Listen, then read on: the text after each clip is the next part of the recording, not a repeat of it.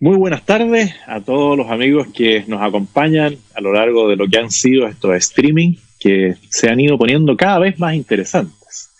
Y hoy día tengo el gusto de poder conversar con alguien que fue y es un testigo privilegiado de la historia de nuestra patria. Una persona que se ha caracterizado por su prudencia, por su responsabilidad y por su compromiso con el destino de Chile.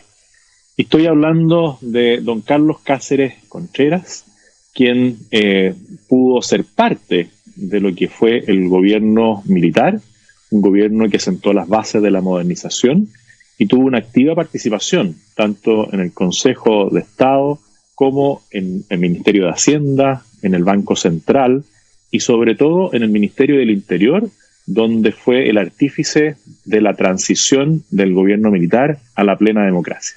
Don Carlos, le doy las gracias por compartir con nosotros y esperamos poder tener una conversación amena para poder contarle a muchos chilenos que no les tocó vivir esa experiencia como a usted, como a mí, para que sean también conocedores de esa parte importante de la historia de nuestra patria. Muchas gracias, José Antonio, por la invitación. Muchas gracias, sin lugar a dudas, por la introducción que has hecho respecto de mi persona. Bueno, primero remontarnos a lo que fue su infancia, donde usted creció, porque tengo entendido que usted es viñamarino o porteño, porque uno a veces no sabe distinguir quién es viñamarino, quién es porteño, porque se educó en un colegio en Valparaíso y desde ahí se desarrolló en lo profesional también a lo largo de su carrera. Se me olvidó decir que usted es economista. Que estudió en Valparaíso y después hizo posgrado, magíster y se fue formando en el área de la economía. ¿Cómo fueron sus inicios en el área educacional, que es tan importante para todos los chilenos? Bueno, yo nací en la ciudad de Valparaíso, posteriormente nos fuimos a vivir a Viña del Mar ya casados y estudié en el Colegio de los Padres Franceses de Valparaíso, un colegio de gran tradición que había sido creado, uno de los primeros colegios católicos creados en Chile el año 1837, que estaba vinculado fundamentalmente con la congregación de los padres franceses y por lo tanto el idioma francés era un idioma que se practicaba con bastante frecuencia tanto en la enseñanza como también en los juegos y en los divertimentos que teníamos como alumnos del colegio.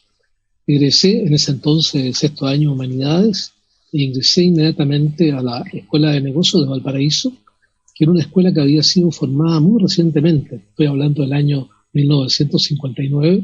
La escuela había sido creada el año 1955 bajo la tutela de lo que se denominaba la Fundación Adolfo Ibáñez, que la presidía en ese entonces quien fuera posteriormente un gran empresario y un gran político, el senador don Pedro Ibáñez Ojeda. Me eduqué en los 4 años de enseñanza, recibí mi licenciatura en Administración de Empresas y en Economía, y posteriormente hice un curso de posgrado en la Universidad de Cornell del año 1966 al año 1968. Obtuve el grado en MBA en esa universidad. Había postulado también a la Universidad de Chicago y preferí irme a la Universidad de Cornell porque lo que me interesaba dentro del área de economía era el área de economía de empresas, que en ese entonces en la Universidad de Cornell estaba radicada la mejor facultad en esa materia específica. Fue para mí una experiencia muy grata, además que me fui recién casado, fui padre de mi primer hijo en Ithaca, cerca de la ciudad de Nueva York, y por lo tanto tengo recuerdos muy gratos de esa experiencia, tanto en lo que constituye la vida familiar como también la vida de formación profesional. Posteriormente, siguiendo la carrera docente, ingresé como profesor a la Escuela de Negocios de Valparaíso y luego hice un curso de especial para profesores de administración en la Escuela de Negocios de Harvard, de la cual también tengo un muy grato recuerdo. Sin querer adelantarme, porque va a ser parte importante de la conversación, usted después, regresa a Chile, ya está instalado con su familia y, si no me equivoco, por ahí por el año 76, sin conocer mayormente al general Augusto Pinochet, lo invitan a ser parte del Consejo de Estado, del Consejo de Gobierno. ¿Cómo se da ese llamado o esa solicitud a participar en lo que fue el gobierno militar? Para mí fue una sorpresa realmente muy grande cuando estaba en una reunión de directorio en la Asociación de Ahorro y Préstamo de Diego Portales y recibo un llamado telefónico y me comunican que me está llamando don Daniel Schweizer, que en ese entonces ejercía el cargo de ministro de Justicia. Realmente me sorprendía la llamada y también de la persona que me estaba llamando. No tenía ningún contacto con él y tampoco había tenido ningún contacto directo con las autoridades de gobierno. Por esa llamada telefónica, él me comunicó que en mi calidad de ex decano de la Facultad de Economía y Administración, que formaba parte, digamos, de miembro del Consejo de Estado, el presidente de la República me pedía que asumiera esa responsabilidad. Así que efectivamente, desde el año 1976 hasta el año 1990, porque no había incompatibilidad en los cargos de miembro del Consejo de Estado y luego como ministro de Estado o presidente del Banco Central. Así que seguía asistiendo con alguna frecuencia a las reuniones del Consejo. Y probablemente la parte más importante de esa actividad del Consejo de Estado fue el debate constitucional acerca de la Constitución Política del año 1980. El presidente Pinochet envió el proyecto de la nueva Constitución al Consejo de Estado. Fue un largo estudio, un muy profundo estudio de varios años y que finalmente terminó en posiciones tanto de minoría como de mayoría y se le envió el proyecto al presidente Pinochet, quien hizo algunas modificaciones finales y posteriormente fue enviado a la Junta de Gobierno y posteriormente a su aprobación tanto por el presidente de la República como por la Junta de Gobierno. Y así se formó y se constituyó esta nueva institucionalidad de Chile que a mi juicio ha dado gran beneficio por un largo periodo de tiempo al país.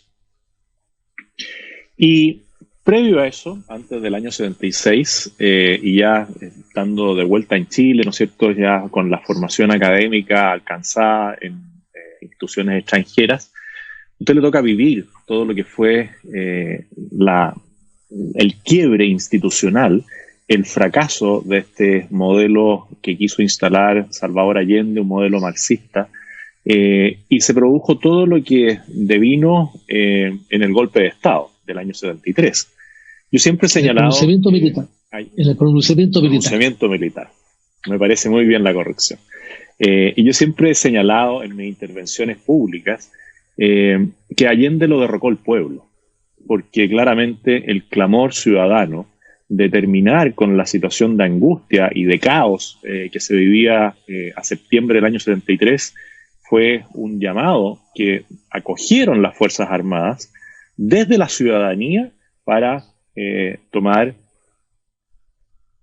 la posición de, ¿cierto?, y devolver en el tiempo, y uno podrá discutir el plazo, la restauración de la plena democracia en Chile. ¿Cómo le tocó vivir a usted o cómo percibía usted lo que estaba ocurriendo en nuestra patria entre los años 70 o quizás previo a los 70 y el año 73?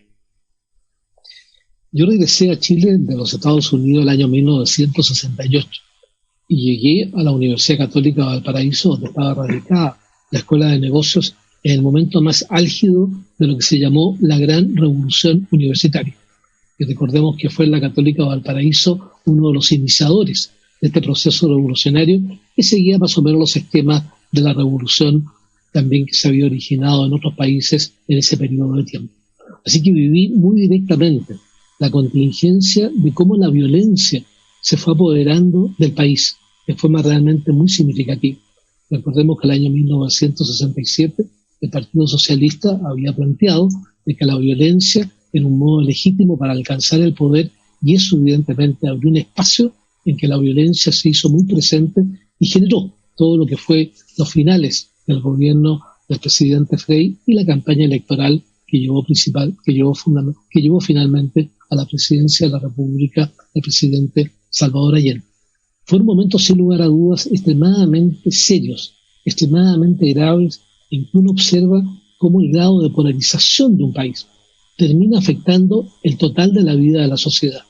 Se fueron destruyendo las distintas instituciones y cuando me tocó escribir un artículo sobre lo que había sido la parte económica del gobierno de Allende, una petición que me hicieron las autoridades del Banco Central previo a la reunión que hubo del Banco Interamericano de Desarrollo en abril, creo, del año 1974 en Chile, escribí un artículo en que separaba el gobierno del presidente Allende en tres momentos muy específicos.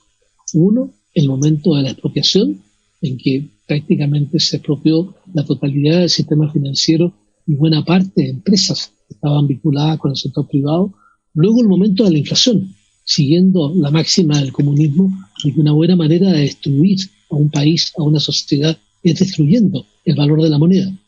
La inflación alcanzó niveles, recordemos, de primero del 160% y terminó con inflaciones cercanas al 1000% por año, incluso con precios controlados. Y por último, la última etapa, que fue a mi juicio la etapa del racionamiento, que fue anunciada al país en enero del año 1973 y que era como el punto final en que se generaba la dependencia económica de los individuos, de la cual posteriormente se debía generar la dependencia política. Hicimos todo ese trazado para alcanzar lo que había sido el propósito, muy consecuente, muy coherente, Salvador Allende, con lo que había anunciado en su programa, de establecer en Chile una sociedad socialista con todos los medios de producción en manos del Estado. Me tocó vivir todo ese periodo, viví una contingencia muy especial. Me recuerdo un día haciendo clase en la Escuela de Negocios, me llamó por teléfono a la secretaria, me hace salir de la sala, me dice que me llaman por teléfono en forma urgente, acudí al llamado telefónico y al otro lado aparece una persona que por supuesto no se identificó y me dice, entiende que me está llamando para que yo me encargue de pedirle a su vez al senador Pedro Ibáñez que deje de estar complicando la situación política y que ellos saben perfectamente bien dónde estudian mis hijos y por lo tanto están muy en conocimiento de mi vida familiar. Volví, por supuesto, con mucha preocupación a hacer la clase y pocos minutos más tarde una llamada nuevamente en el mismo estilo, con lo cual me correspondió vivir muy intensamente lo que fue ese periodo de división de la sociedad chilena y que terminó evidentemente con un pronunciamiento militar que, tal como lo dices tú, José Antonio, no fue un pronunciamiento militar ideado por las Fuerzas Armadas, fue la convocatoria que hizo el pueblo de Chile para que las Fuerzas Armadas volvieran a legitimar el marco institucional en que Chile se había desenvuelto por un largo periodo de tiempo. Poca gente se recuerda los pronunciamientos que hubo, tanto de la Cámara de Diputados como de la Corte Suprema, estableciendo claramente la ilegitimidad del gobierno del presidente Allende por el no respeto al orden institucional y convocando evidentemente que se produjera en un momento determinado una llegada de las Fuerzas Armadas para que Chile pudiera restablecer el orden de la democracia. Bueno, es tan así que fue un llamado del pueblo de Chile que pocos días después del 11 de septiembre se realiza el Te Deum ecuménico en Santiago, no se realiza en la catedral, sino que se realiza en la Iglesia de la Gratitud Nacional, y a ese Te Deum, que es presidido por el cardenal Silva Enrique, asisten expresidentes y connotados políticos de la oposición al gobierno de Allende, que no eran de derecha. Eran personas como Elwin, Frey, ¿no es cierto? Muchos connotados políticos que en el transcurso de los meses posteriores al pronunciamiento militar incluso respaldaron la acción de las Fuerzas Armadas para sacar a Chile de ese caos. Respecto de los primeros pronunciamientos del gobierno militar, también si usted nos pudiera orientar en cuáles fueron las primeras instrucciones respecto de cómo se iba a recuperar o cómo se iba a restablecer la democracia, porque más allá del tiempo que duró el gobierno militar, mucha gente no sabe que desde las primeras instrucciones que dio la Junta Militar de Gobierno, se establecía que se iba a transitar a la vuelta a la democracia, pero desde la reconstitución de las instituciones nacionales que habían sido destruidas y corrompidas por el gobierno de Salvador Allende. Yo recuerdo, José Antonio, yo no participé directamente en las primeras actividades de gobierno, lo recuerdo muy bien, el primer bando presidencial de la Junta de Gobierno, que señala claramente el compromiso de restablecer el orden de la democracia. No se especifica qué tipo de democracia, el orden democrático. Posteriormente, la Constitución Política del Estado elaboraría este concepto de democracia tanto como una forma de gobierno como una forma de vida, que fue lo que fue contemplado finalmente en la Constitución Política del año 1980. Y fiel a ese compromiso de restablecimiento del orden democrático, pocos meses más tarde, del 11 de septiembre de 1973, creo que fue en noviembre de ese año, el presidente Pinochet convoca a una primera comisión a quien le entrega la responsabilidad de evaluar, de preparar un nuevo orden institucional para Chile. O sea, la preocupación de cumplir con el compromiso de restablecer un orden democrático lo asumen prácticamente en forma inmediata, como compromiso de las Fuerzas Armadas y de orden de cumplir con este gran propósito de restablecer un orden democrático, tal como lo dices tú, sin especificar un periodo de tiempo, pero especificando claramente cuál era la meta: restablecer el orden de la democracia en Chile. Y en el transcurso del tiempo, usted participa en este Consejo de Estado, pero en algún momento es llamado a ser parte de la institucionalidad del país, y esas cosas de la vida le toca asumir como presidente del Banco Central, luego del paso por el Banco Central de mi hermano, Miguel Kast, que posteriormente se enferma, ¿no es cierto?, sufre un cáncer y muere muy joven.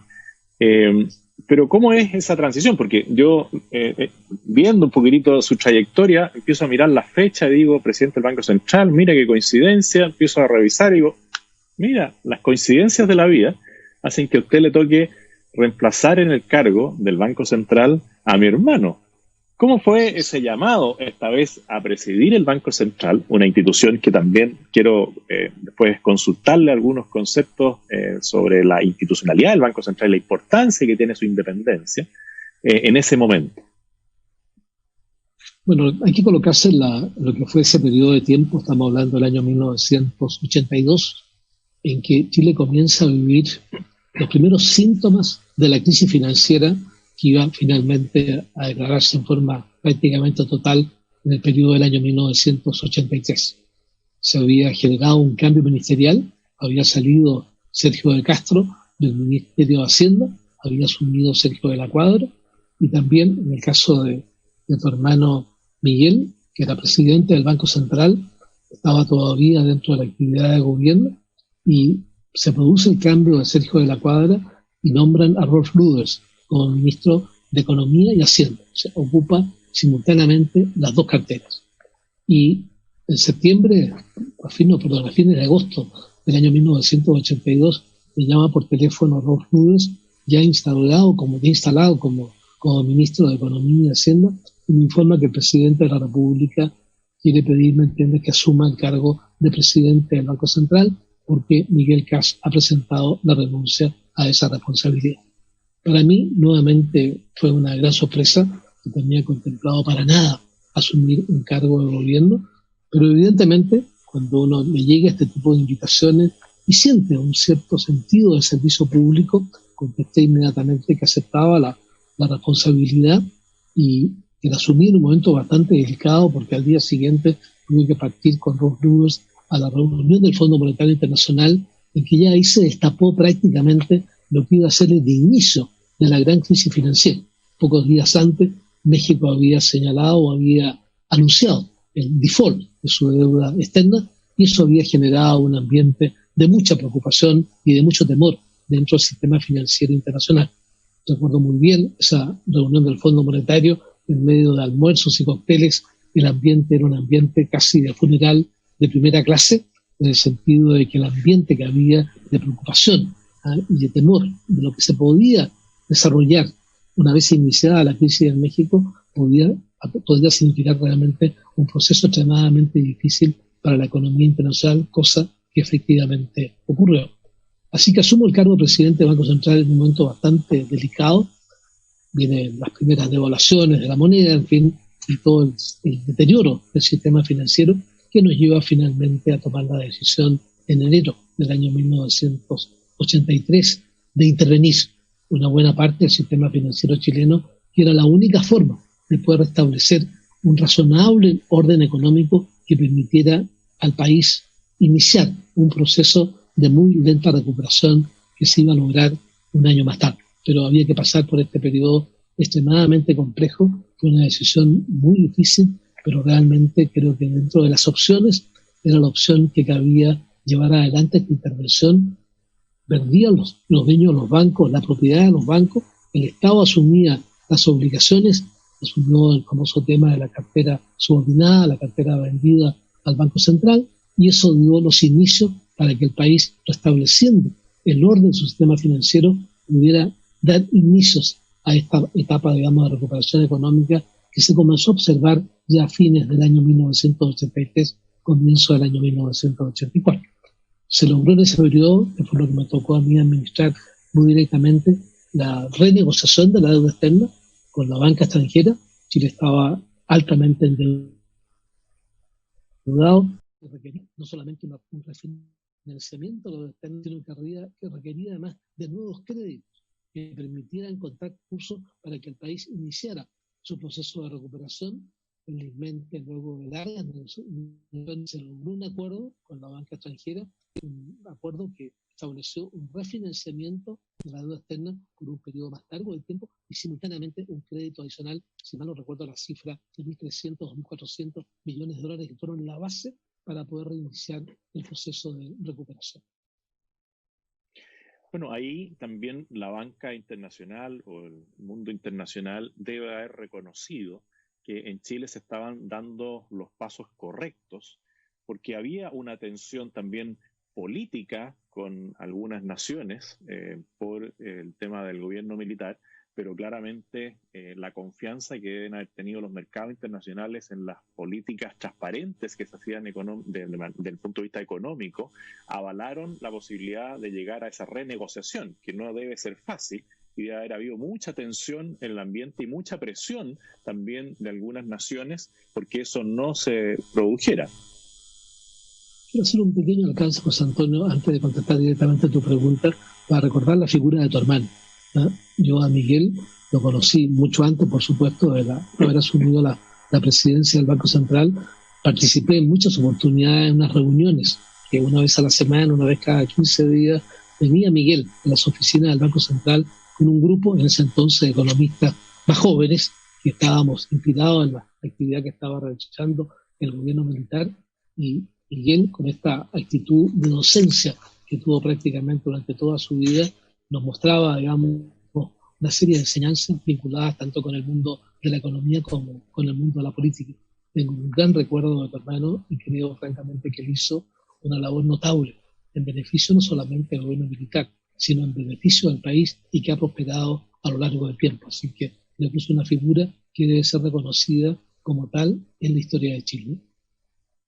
Volviendo a la pregunta que tú me formulabas, Chile había ganado confianza en el sistema financiero internacional.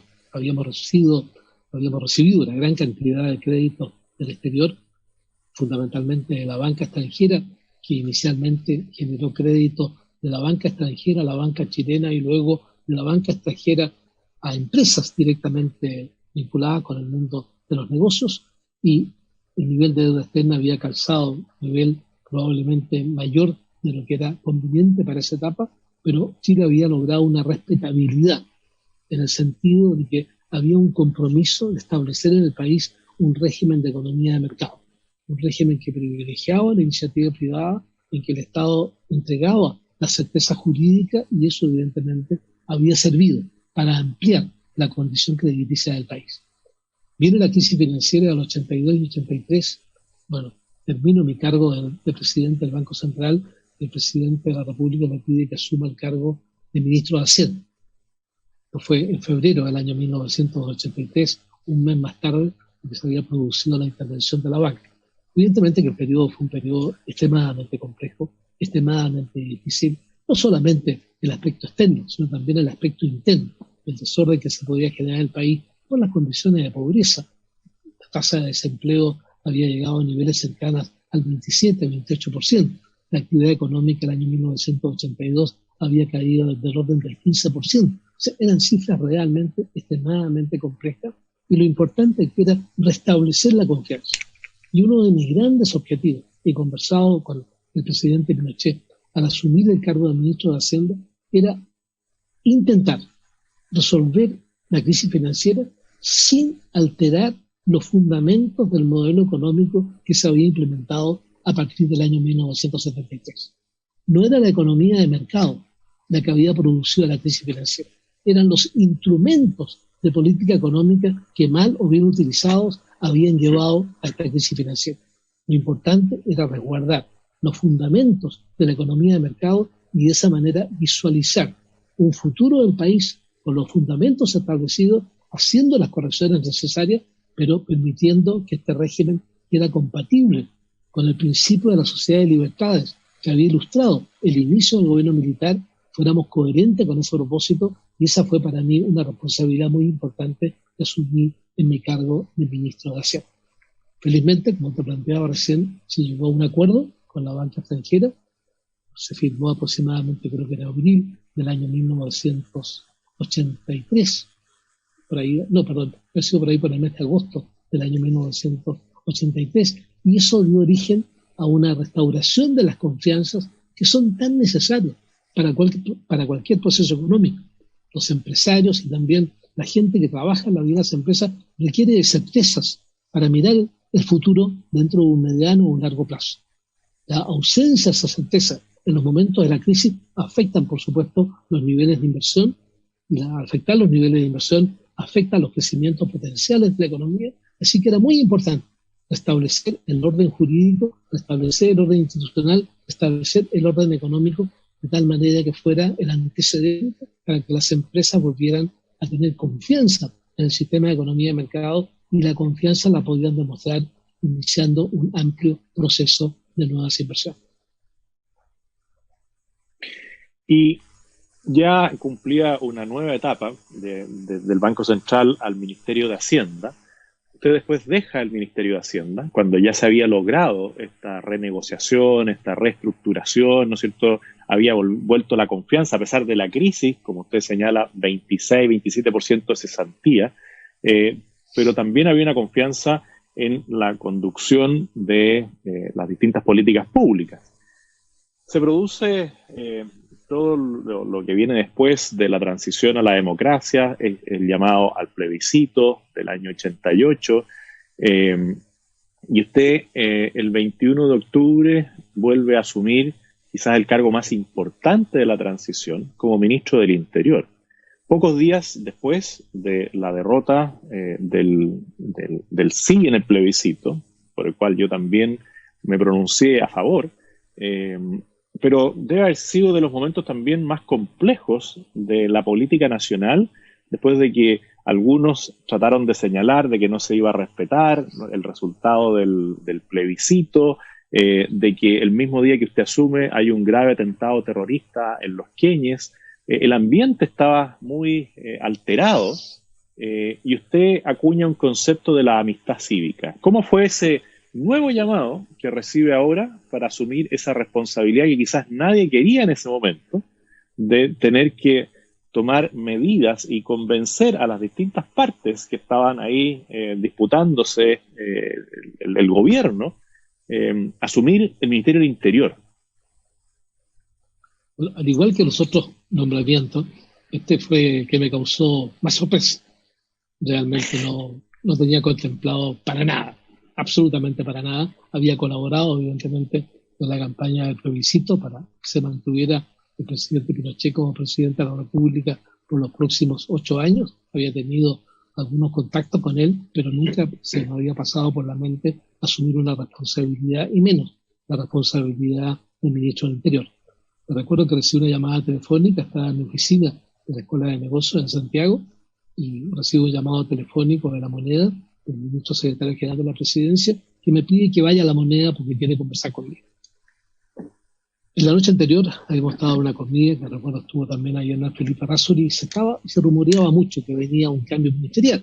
La cosa entiende que se comentaba como cualquier hecho político que se podía originar en cualquier momento derivado de la derrota que se había experimentado en el plebiscito. Cuando iba en dirección a La Moneda, me puse a hacer algunas composiciones, digamos, de algunos pensamientos, reflexiones de a qué podía deberse este llamado. Y me dice, yo mismo respondí que podría haber aquí 2 alternativas. Una, que me pidieran que asumiera nuevamente el ministro de Hacienda, porque Hernán Vigi ya se veía Hernán Vigi como futuro candidato presidencial, o bien que el presidente insistiera en que asumiera la Cancillería, que me había solicitado en algún momento asumir también esa responsabilidad de ministro de Relaciones Exteriores. Fue grande mi sorpresa cuando hablo con el ministro secretario de la Presidencia y me dice: Carlos, estás totalmente equivocado, lo que quiere el presidente es que asumas el cargo de ministro del Interior. ¿Cómo le digo? Si yo no tengo, digamos, vinculaciones políticas, no he ejercido cargos políticos, y este es un cargo sumamente complejo que requiere, evidentemente, contar primero que nada con la confianza presidencial y luego también con la confianza de la ciudadanía de que hay un principio de autoridad que efectivamente se puede ejercer en el desempeño de ese cargo. Bueno, como siempre, conversé con mi mujer y también con don Pedro Ibáñez, que para mí fue una persona muy importante, que ha sido en mi trayectoria, tanto con la vida docente como la política. Ambos me dijeron que frente a la petición presidencial no había otra respuesta que dar que una respuesta afirmativa. Contesté inmediatamente al ministro secretario de la Presidencia que estaba dispuesto a asumir el cargo, y esa tarde, bueno, me tomó el juramento del presidente de la República, y tal como tú lo recuerdas, ese mismo día, en la noche, se produjo el atentado de Los Queñes, en que murieron algunos carabineros y murieron también algunos terroristas.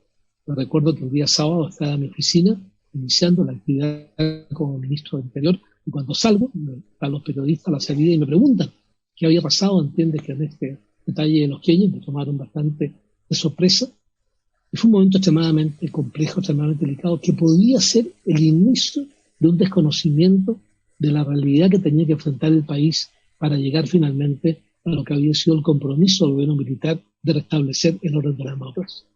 Así que, junto con lamentar ese hecho y evidentemente iniciar todas las investigaciones, planteé de forma muy clara que el gobierno militar terminaba sus funciones el 11 de marzo del año 1990. Eso es lo que establecía la Constitución Política del Estado, y nadie podía desconocer ese ordenamiento constitucional. Y por lo tanto, la facultad de gobierno estaba radicada en el gobierno de las Fuerzas Armadas y mi interés era que ese compromiso, como ministro de Interior, se cumpliera en un ambiente de paz social.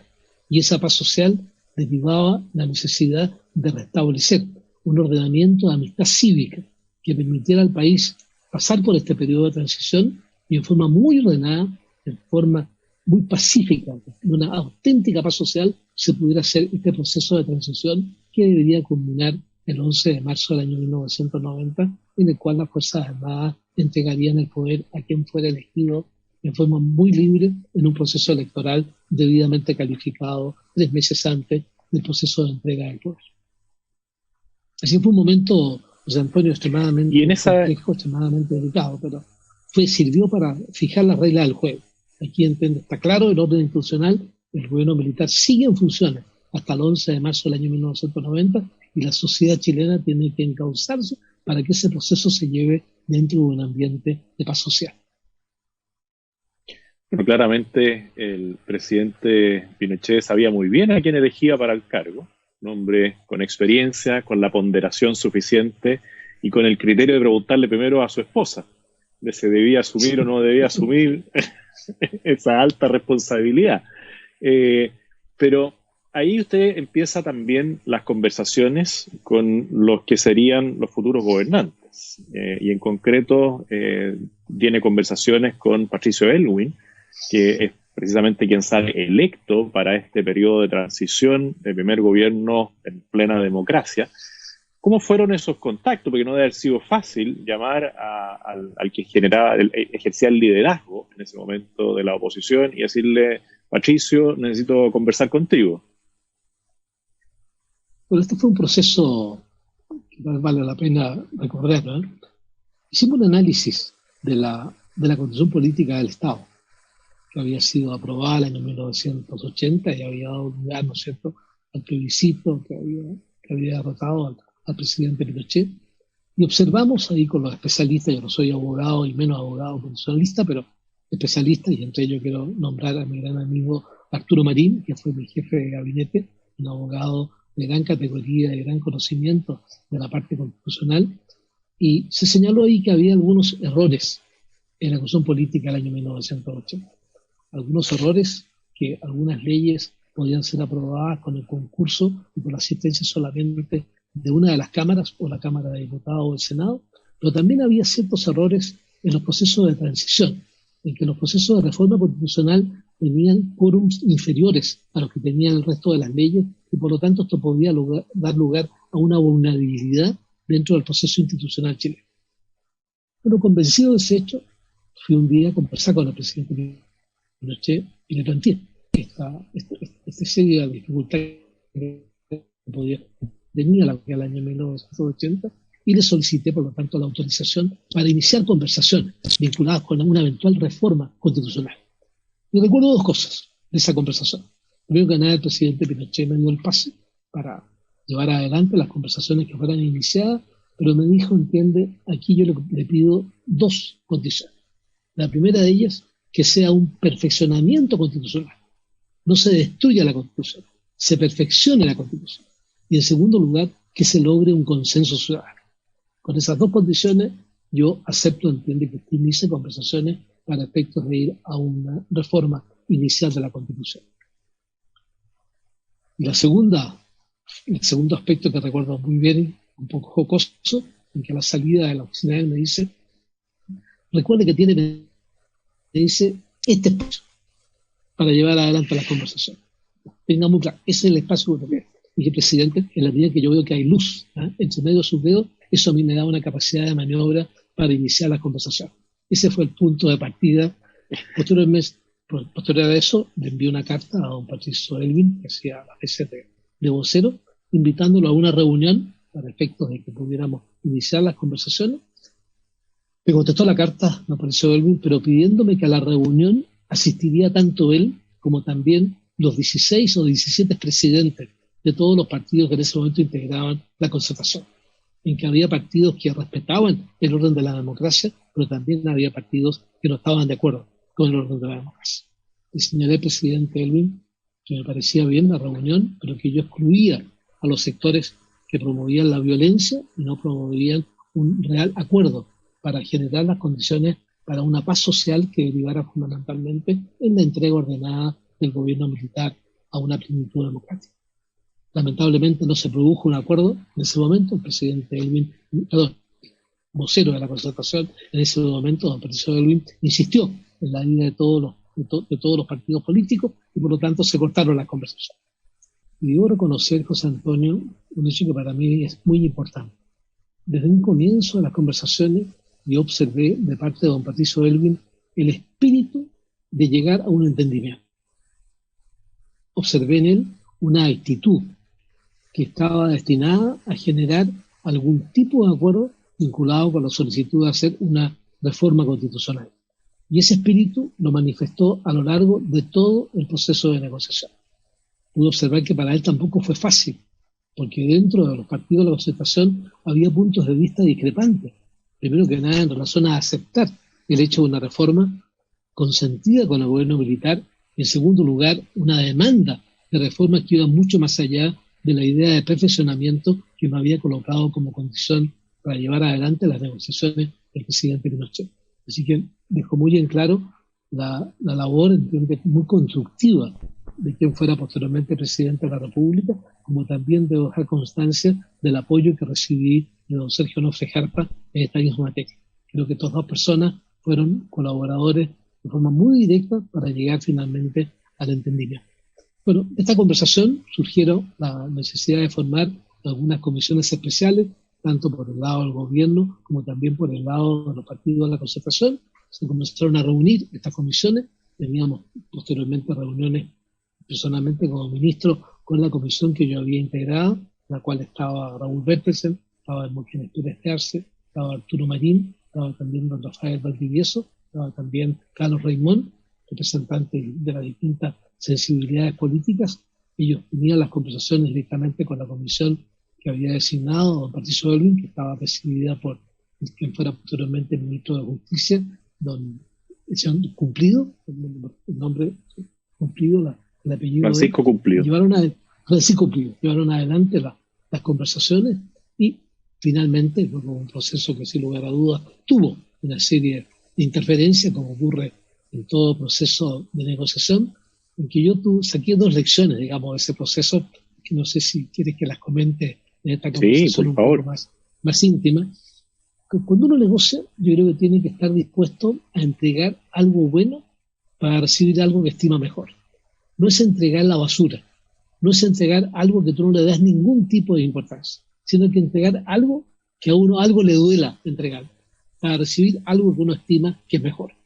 Y la segunda, cuando ya las negociaciones llegan a un momento determinado que es imposible seguir adelante, es preferible cortar la conversación e reiniciarlas en un nuevo escenario, en que pueden cambiar los actores, pero pueden cambiar también los aspectos propios de una negociación. Para mí fueron dos lecciones que posteriormente me han servido de manera muy importante en lo que ha sido mi vida profesional. Bueno, como te digo, estas conversaciones tuvieron sus altos y bajos.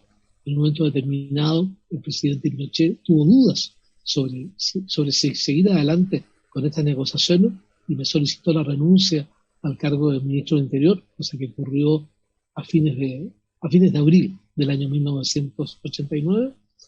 Me pidió la renuncia en un consejo de gabinete y al día siguiente me llamó nuevamente a su oficina de La Moneda cuando yo ya tenía todos mis paquetes listos para dejar la oficina del Ministerio del Interior, pidiéndome, entiendes, que siguiera en el cargo, cosa que por supuesto acepté, y eso permitió también generar este nuevo escenario, ¿eh?, para llegar finalmente a un éxito en esa negociación, que se firmaron los acuerdos correspondientes y se convocó a este plebiscito constitucional en julio del año 1989, en que la propuesta hecha por el gobierno y por los partidos de la Concertación obtuvo más del 80% de votos favorables, que tuvo, en mi juicio, dos tipos de importancia que tal vez las quisiera destacar, José Antonio, en esta conversación.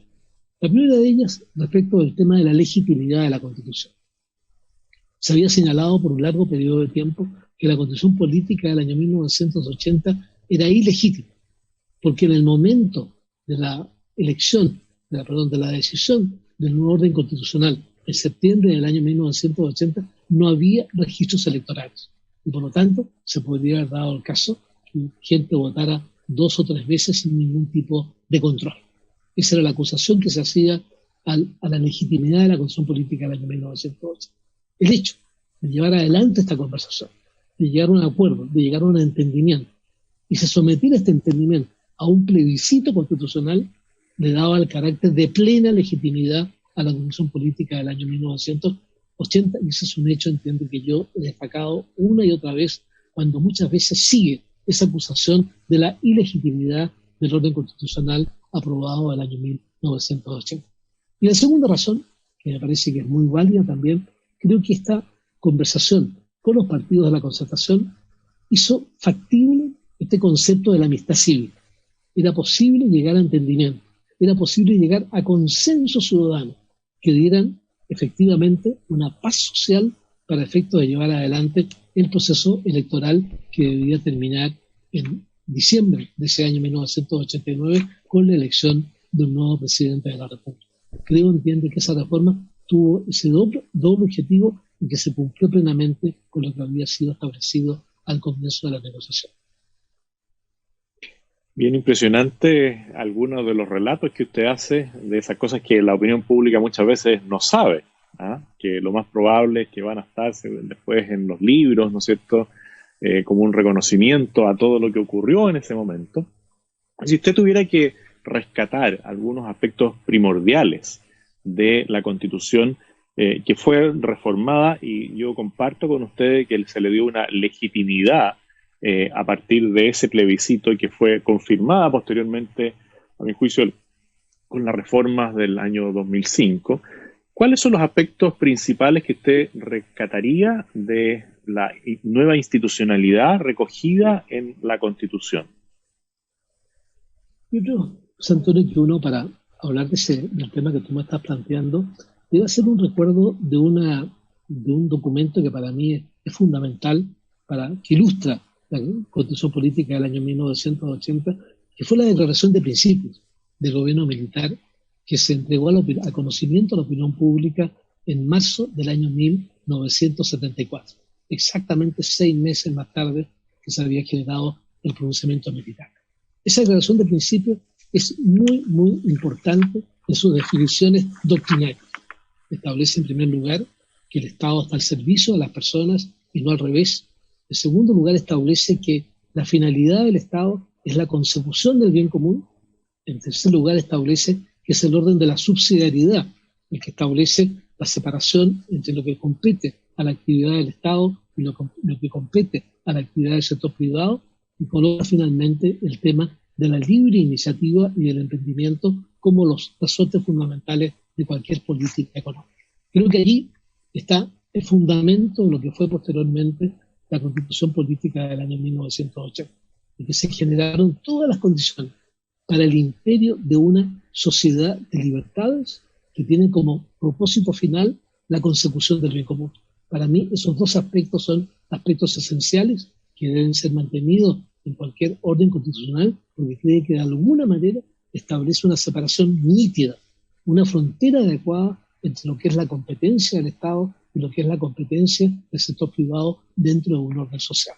Para mí son dos elementos clave, unidos evidentemente a otros aspectos que ya son más de detalle, como la participación de los sectores privados, fundamentalmente en lo que es la seguridad social, el abrir, ¿no es cierto?, siguiendo siendo consecuentes con la subsidiariedad del Estado, abrir los espacios para la iniciativa privada, la presencia de un Banco Central autónomo independiente, la facultad exclusiva del presidente de la República en ciertas materias, como es la materia de índole presupuestario, que se han colocado nuevamente en juego en el debate político actual, y también el proceso de reforma que coloca, ¿no es cierto?, quórum bastante elevado para llevarla adelante, de tal manera de garantizar una estabilidad institucional, de que hablábamos en un momento determinado en esta conversación, la certeza jurídica, la certeza institucional es un elemento tan clave para generar decisiones que vayan encaminadas al crecimiento de la economía. En esa línea, el valor de la libertad, que tiene un valor moral, ¿no es cierto? Tiene un valor de la responsabilidad individual. A su juicio quedó bien plasmado, eso es uno. Y respecto de los bienes públicos, si usted también nos pudiera profundizar un poco en la línea de que un bien público no necesariamente es el bien que provee el Estado, sino que en la medida que las personas puedan prestar un servicio de calidad y acorde a las necesidades de las personas, perfectamente un bien público puede ser entregado por el mundo privado. Una pregunta muy acertada, ¿no? Antonio, la que me formula, porque este es un tema que ha estado en el centro del debate y creo que va a seguir estando en el centro del debate, principalmente vinculado con el futuro orden institucional. Hay que tener un cuidado muy especial cuando habla de estos conceptos de bien público o habla de demanda social. Uno tiene que reconocer que efectivamente existe. Hay una demanda social por educación, hay una demanda social por salud, hay una demanda social por seguridad, hay una demanda social por justicia. Hay bienes que son evidentemente bienes que podríamos calificar como bienes públicos. Pero inmediatamente me la pregunto, tratándose de bienes públicos, ¿implica eso que deben ser solamente entregados por el Estado? Y si somos consecuentes con el principio de la subsidiariedad, tenemos que preguntarnos primero que nada si la responsabilidad individual puede dar satisfacción a estos bienes públicos. Y cuando uno se pregunta, la educación, siendo un bien público, ¿tiene la posibilidad de ser entregado por el sector privado? ¿Puede la responsabilidad privada ser prioritaria a lo que se denomina la responsabilidad global? Yo no tengo duda, efectivamente sí. ¿Cuándo actúa el Estado en esa materia? Cuando los individuos no tienen la capacidad de recibir ese bien público, y allí vienen los subsidios, viene la posibilidad de los vouchers, pero la principal prioridad la tiene la facultad del sector privado, que tiene las condiciones para efectos de resolver la demanda de esos llamados bienes sociales. Creo que allí se produce entonces una confusión en que la famosa tercera vía que practicaba la presidenta Bachelet y la señalaba como un principio de gobierno, en que reconoce la presencia de los mercados, pero dice todo lo que se trata de política social tiene que estar en manos del Estado. ¿Y qué es lo que es la política social? Educación, salud, seguridad social y vivienda. Con esa idea de esta tercera vía, evidentemente que no es compatible con el principio de la subsidiariedad, que reitero, tengo una definición que para mí me ha dado siempre muchas luces para simplificar el concepto de la subsidiariedad, que es una definición que entregó un filósofo alemán, Messner, que establece que la subsidiariedad implica que la responsabilidad individual precede, es anterior a la responsabilidad global. Cuando la responsabilidad individual tienen las facultades, tienen las condiciones para cumplir ciertos cometidos, hay que darle la prioridad a esa responsabilidad individual previo a que entre en funcionamiento lo que se denomina la responsabilidad global o la responsabilidad superior. Ese punto para mí es como muy esencial para efectos de crear esta frontera nítida entre lo que es la acción del Estado y lo que es la acción del sector privado. Te planteé también como un bien público el tema de la justicia, el tema de la seguridad. Evidentemente que allí sí que hay responsabilidad prioritaria del Estado, porque no hay demanda individual. Yo no demando, entiende, justicia al Poder Judicial, demando justicia a los abogados, a quienes estoy dispuesto a pagarle un determinado honorario.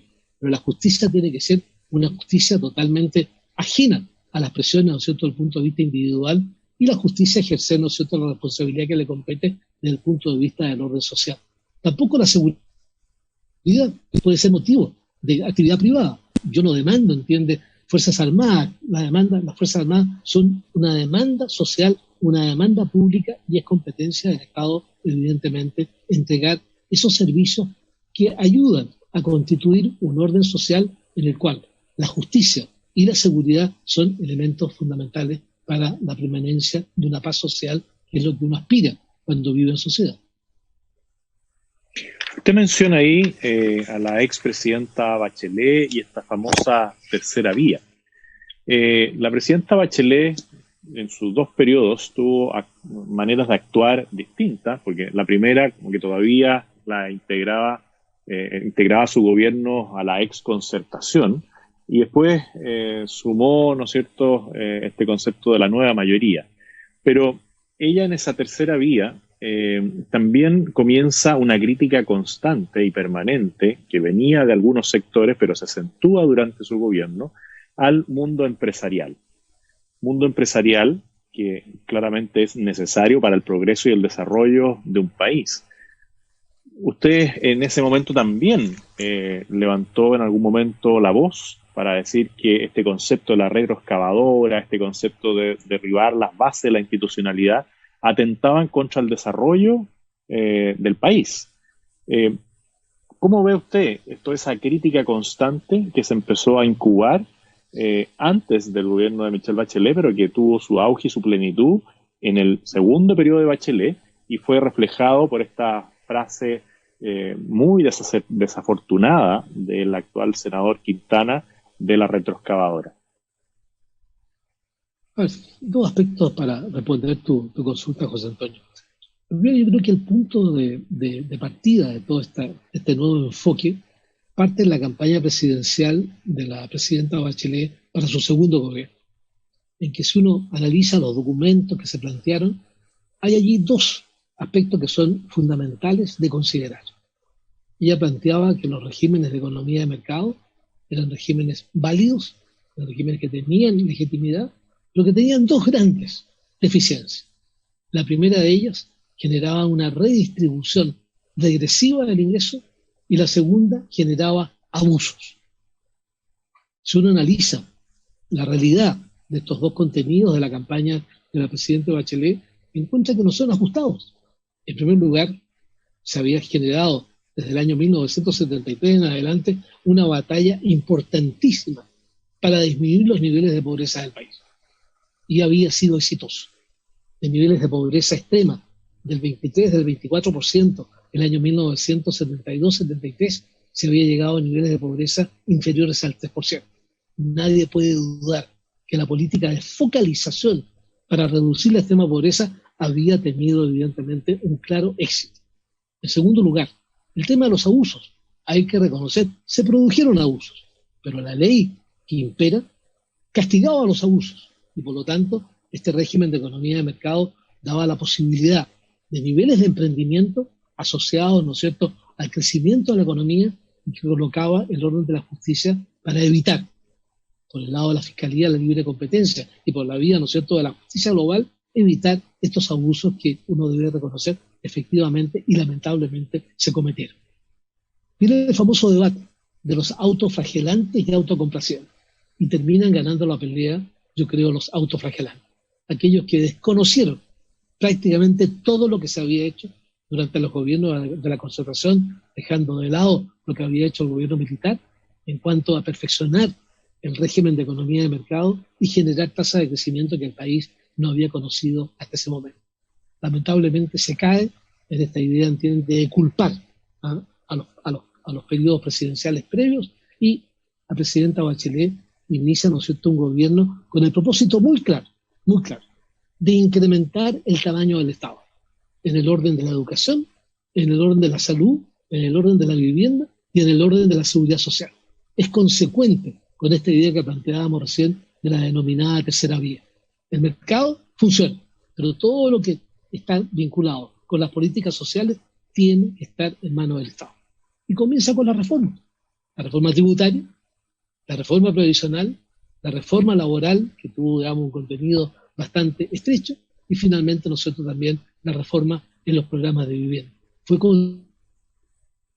consecuente, digamos, formulado en su programa de gobierno, pero creo que lamentablemente las consecuencias fueron un deterioro importantísimo en la actividad económica, una caída en cada uno de los años del gobierno del presidente Bachelet en los niveles de inversión, que evidentemente destruyeron el crecimiento potencial de la economía chilena, aumentando el tamaño del Estado y generando, a mi juicio, lo que buscan siempre quienes quieren incrementar la actividad del Estado: generar las dependencias económicas que en un momento determinado se pueden transformar en dependencias de carácter político.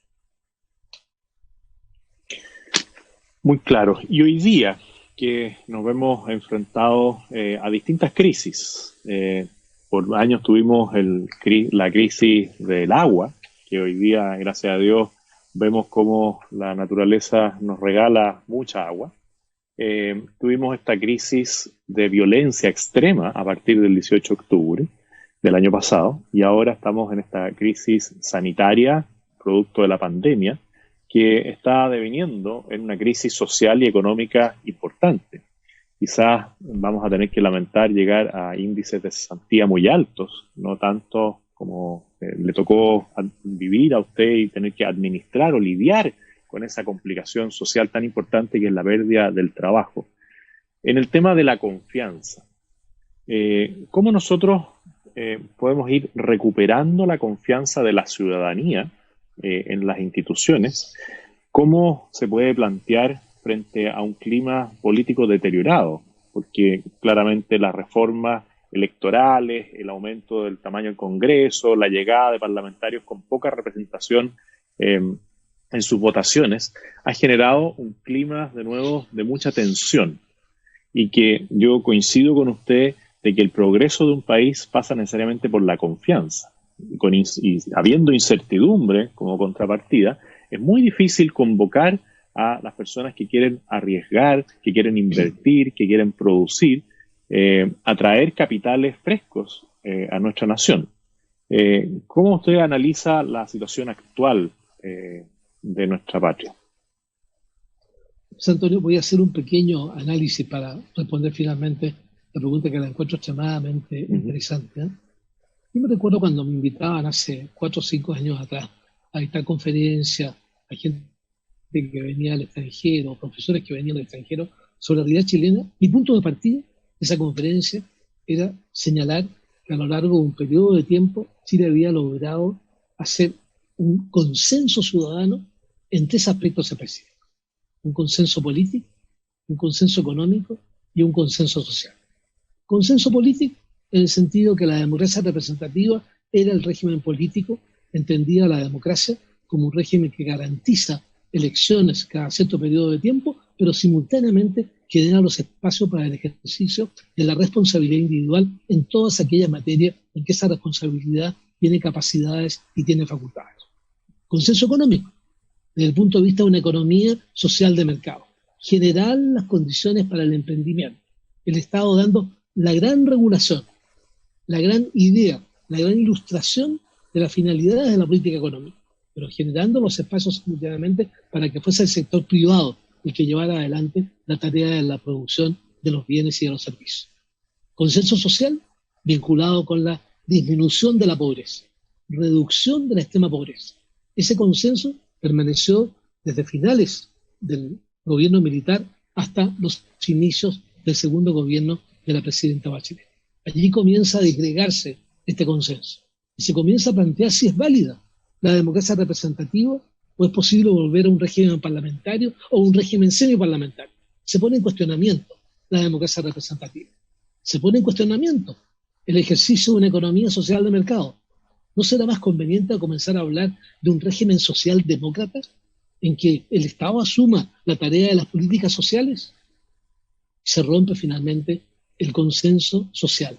Ya no es la extrema pobreza el foco principal, debe ser la redistribución del ingreso, que se califica como una distribución una redistribución no equitativa del ingreso nacional, o sea que tampoco es cierto porque ha habido avances bastante importantes en lo que es materia de distribución, pero lo importante, lo que quiero señalar, es que hay una ruptura de estos consensos que Gonzalo Vial lo plantea en forma tan clara en un artículo estupendo que escribió hace muchos atrás sobre la necesidad que tenía una sociedad para efecto de su desarrollo, generar estos consensos en el orden político, en el orden económico y en el orden social. Como un preámbulo a la pregunta que tú me estabas formulando de cómo observo la situación en el día de hoy. ¿Quieres que avance en esa...? Sí, dale nomás, sí, por favor. Ya, no. Mirando entonces el tema de la ausencia de consenso hoy día, que ha generado, a mi juicio, un ambiente de polarización que lamentablemente ha afectado notablemente al país. Y una versión de esta polarización es lo que ocurrió el 18 de octubre recién pasado, en que hubo elementos que volvieron a ser como suyos los planteamientos del socialismo en el año 1967. La violencia es un camino legítimo para alcanzar el poder. Y lo que vimos el 18 de octubre genera evidentemente tristeza, genera sorpresa y genera preocupación. Genera tristeza porque se rompe una infraestructura sin ningún tipo de sentido, sin ningún tipo de causalidad para llegar a lo que efectivamente significó un daño enorme para el país, fundamentalmente para los sectores más desprotegidos que hacían uso, ¿no es cierto?, fundamentalmente de los medios de transporte que ofrecía el metro, siempre había sido catalogado como una institución dentro de Chile. La violencia irrumpe, genera tristeza, genera pena observar cómo una tarea llevada adelante por un largo periodo de tiempo, que significaron muchos sacrificios de muchas personas, pero que hubo una consecuencia, una coherencia entre el pensamiento y la acción, y de repente esto se rompe, además sin indicar ningún tipo de propuesta. Es nada más que la propuesta de la destrucción, pero nada de construcción. Y creo, ¿no es cierto?, que eso, por supuesto, genera una gran preocupación ciudadana que nos asiste hasta el día de hoy, porque no vemos todavía cuál va a ser el punto de convergencia en este aspecto de los consensos que te planteaba al comienzo de dar respuesta a la consulta que tú me estabas formulando. Y hacia adelante, porque yo, una de las cosas que valoro mucho, que usted menciona, es la focalización del gasto público. Pero lamentablemente en estos meses también hemos visto el populismo. Y uno muchas veces entiende el populismo desde el punto de vista de la izquierda, que promete ciertos beneficios que nunca han podido mostrar en los países que les ha tocado dirigir. Pero cuando uno ya empieza a ver el populismo de los sectores que, por ejemplo, juraron respetar la Constitución, y en la Constitución está establecido que hay atribuciones exclusivas del presidente. ¿Cómo puede lidiar, en este caso, el presidente desde el gobierno con estas señales de populismo que empiezan a aflorar en el mismo sector que respalda la propuesta presidencial del presidente Sebastián Piñera? Yo creo, José Antonio, que lo único que cabe aquí es que se cumpla con el orden constitucional. Y hay responsabilidades ahí del Poder Legislativo, pero también responsabilidad del Poder Ejecutivo, que cuando se presentan proyectos que se reconoce que son anticonstitucionales, habrá que vetarlos, habrá que convocar al Tribunal Constitucional. Está establecido dentro del orden institucional la posibilidad de resolver los problemas que pueden surgir entre el Poder Legislativo y el Poder Ejecutivo. Y eso, evidentemente, le cabe la responsabilidad al presidente de la República velar para que efectivamente se cumpla el orden institucional establecido. Además, ¿no es cierto?, sin lugar a dudas, de generar no quiero hablar de la palabra censura, pero sí por lo menos hacer ver cómo el Parlamento está ejerciendo atribuciones que no le competen, y lamentablemente ahí caben tanto partidos de la centro derecha como el partido de la centro izquierda y de la izquierda más extrema, hay representantes de la centro derecha que están votando a favor de proyectos que saben perfectamente bien que no tienen la facultad para emitir algún dictamen sobre ese proyecto en especial, y luego también lo que está aconteciendo con el Poder Judicial, que asume responsabilidades que son de competencia del Poder Legislativo. Ya estamos entrando aquí en un desorden institucional que sin lugar a dudas genera una preocupación, genera una gravedad ciudadana y genera las incertezas que evidentemente van a afectar cualquier proceso de restauración económica. Hace unas pocas semanas se dio a conocer un video del expresidente Elwin, donde él plantea antes de morir que él no es partidario de una asamblea constituyente y que él es partidario de esta línea que tuvo tanto éxito, que fue el perfeccionamiento de una carta fundamental que recogía ciertos principios esenciales para encauzar el desarrollo y el crecimiento del país. ¿Cómo ve usted la posibilidad de que se enfrente el cambio constitucional a partir de una asamblea constituyente? ¿Ha visto lo que ha sucedido en otros países que han tomado un camino similar?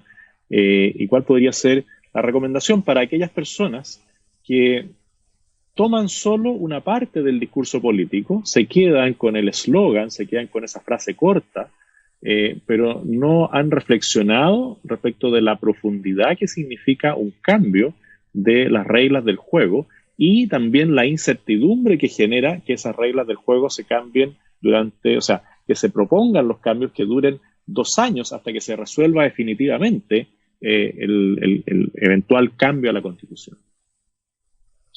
Yo, José Antonio, lamento profundamente que el presidente Piñera haya dado el paso que dio de abrirse a una nueva constitución elaborada, una de las posibilidades por una asamblea constituyente. Y lo más doloroso es que esa decisión presidencial provino de actos de violencia. Fue la violencia la que convocó finalmente a cambiar el criterio presidencial.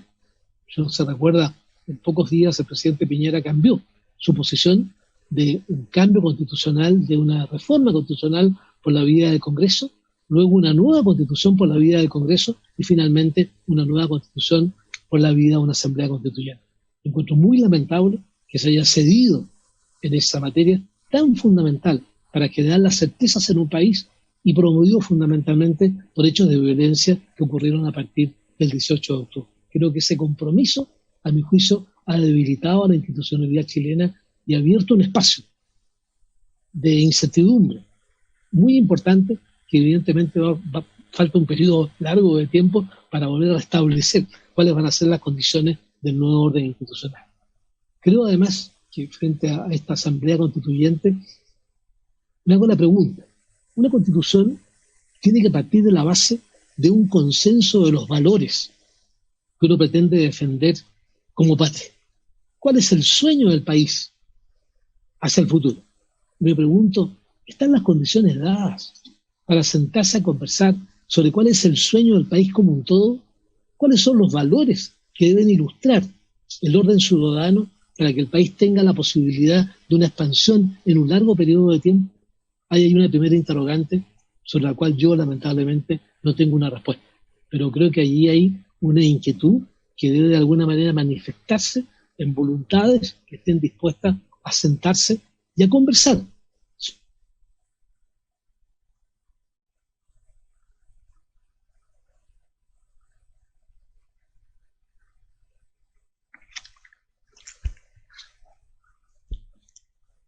Eso ya no es mi culpa.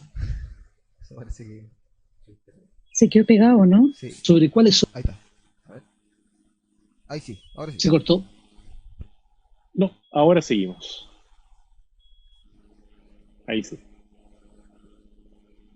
Y usted en varios pasajes de la conversación nos señalaba que frente al llamado del deber, ¿no es cierto?, a una responsabilidad mayor, usted tomaba su decisión preguntándole a las personas más cercanas, a don Pedro Ibáñez, a su esposa. ¿Qué le diría hoy día, ya para ir concluyendo esta conversación, a aquellas personas que muchas veces dudan de tomar un cargo de responsabilidad o de asumir la defensa de ciertos principios y valores porque no se quieren involucrar, porque quieren mirar a la distancia lo que está sucediendo. ¿Cuál sería el mensaje para los jóvenes que, como usted en algún momento tuvieron que tomar esa bandera de la responsabilidad del patriotismo, hoy día, frente a una situación compleja que vivimos como nación, para que también sientan esa responsabilidad, esa corresponsabilidad de construir una patria, una nación mejor? José Antonio contestaría en dos mensajes principales para la juventud fundamentalmente. La primera, la preocupación que deben tener por la cosa pública. No llamo la cosa política, hablo de la cosa pública, en la cual evidentemente está envuelta la cosa política, pero es un término mucho más amplio. Tienen que preocuparse de lo que es el vivir de la sociedad, en todos los aspectos que implica esa vida social. Y en segundo lugar, prepararse para. Yo creo que es fundamental que la juventud, que tiene conciencia de la responsabilidad pública que tiene que asumir, tiene que prepararse para llevarla adelante con conocimiento de causa, con preparación de cuáles son los problemas que tiene el país, de la forma de abordarla, primero que nada, un punto de vista de principios, de valores, de doctrina, y luego aplicando las políticas públicas específicas para resolver los problemas dentro de ese marco de referencia.